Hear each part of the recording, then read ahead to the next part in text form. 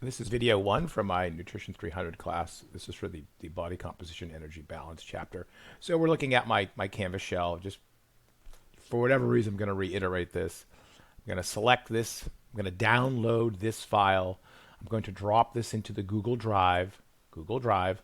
I'm going to open the file. It does take a couple seconds for the first time you go to open it. And I think students are also, I mentioned this in an announcement. You have to go to View, Show Speaker Notes, and voila, there they are. Okay, so this is a very cool chapter. This kind of bleeds right into the, it's kind of a weird word to use.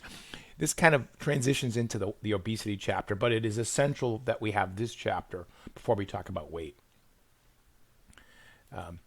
One of the best books I've ever read personally about weight and weight management. Oh, there's two books: The Secret Life of Fat by Sylvia Tara, which I think I quote all the time to everyone all the time, and Good Calorie, Bad Calorie by Gary Taubes, which is a tome. It's a hard read. It's just a lot of words, and it's almost too detailed. This is clearly his opus.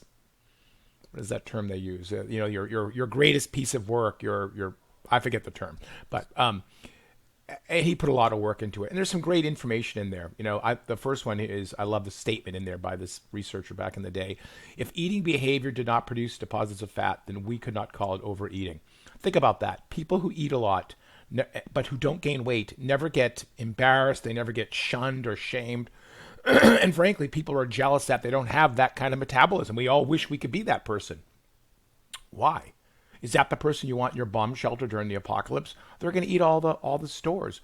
There are plenty of overweight human beings who actually eat less than other people, and they struggle losing weight, and they actually exercise the same amount. Sylvia Tara does a great job of explaining this in her book. Here's another great one. The animals overeat and get fat, but they're overeating because they're socking away all their calories into their adipose tissue. They're not getting fat because they're overeating. They're overeating because they're getting fat. What he's arguing in that statement, but he didn't know it back in the day, is if you eat carbohydrates all the time, we do, and we never actually allow hormone sensitive lipase to activate and thereby release fat from our body fat into the bloodstream to be sucked up by spaghetti noodles by our muscles for fuel. When will we ever burn fat? In fact, our body's kind of hungry all the time internally because we're never actually using body fat. And we just have this vicious cycle of eating a lot of carbohydrates. It's a very simplistic view, but there's some truth to it. There's always, whenever there's smoke, there's always some fire, and it's in science, I should say in science, maybe not in politics, but definitely in science. Okay, so this is the old school method. If you balance your intake minus what you burn, we'll explain these in a second, then you will never gain or lose weight. And this is absolutely not true.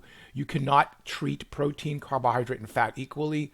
We know carbs in great amounts will just rip up your blood sugar, maximize your insulin. Insulin actually turns on enzymes that produce body fat.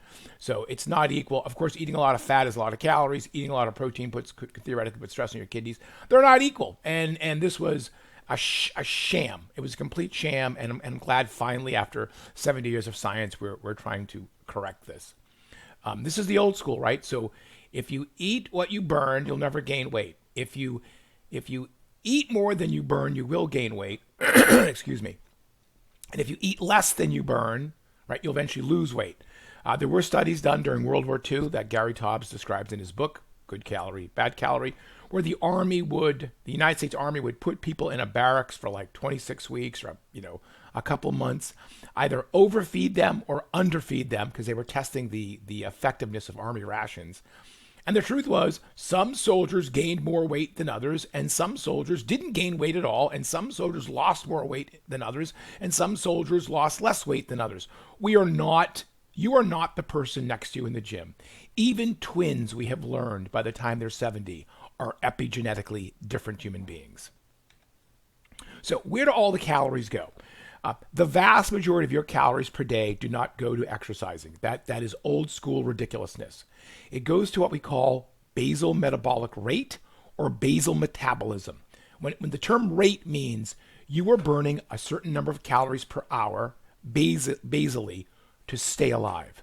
Keeping your car, if you're a human being, if you were a car as a human being, keeping your car idling, your brain, your organs, your making enzymes, making hormones, repairing tissue at the most basic level. So that's about half to 65%. Depends on how active you are. Because if you are active, this pie wedge of all the calories you burn clearly can be bigger or smaller. You know, elite athletes spend so much time exercising. Of course, a lot of their calories go to exercise. But for the average person, it might be 30% per day. Walking, going to work, doing manual labor at work or in the house or in the yard. So that's a big chunk. And then folks, eating food, breaking the food, shipping the nutrients, storing the nutrients requires a lot of energy. It's 5 to 10% of all your calories that you burn per day are actually used to get more calories into the body. Excuse me. Excuse me. If you don't believe me, eat a big meal for Thanksgiving and put your hand over your tummy. It's warm. There's a lot of chemistry going, a lot of expensive biological chemistry going on in your belly after your Thanksgiving meal. So those are the three big spenders. That's where the calories go. You know that it's going to be carbohydrates, fat, and protein, and for some of us, alcohol. That's the intake, but the output is your basal metabolism, keeping the body alive, your physical activity, and they call it the thermic effect of food. It's the energy that goes to breaking down food. And the one on the bottom, NEAT, non-exercise activity thermogenesis, that is a weird category. It includes things like being fidgety, moving around a lot when you sleep. We'll talk about a type of body fat that some people have, most babies have, but some people have when they're adults. And that kind of body fat actually generates heat. And that all gets grouped into this weird NEAT category. All right, I'm going to go clear my throat and end on that.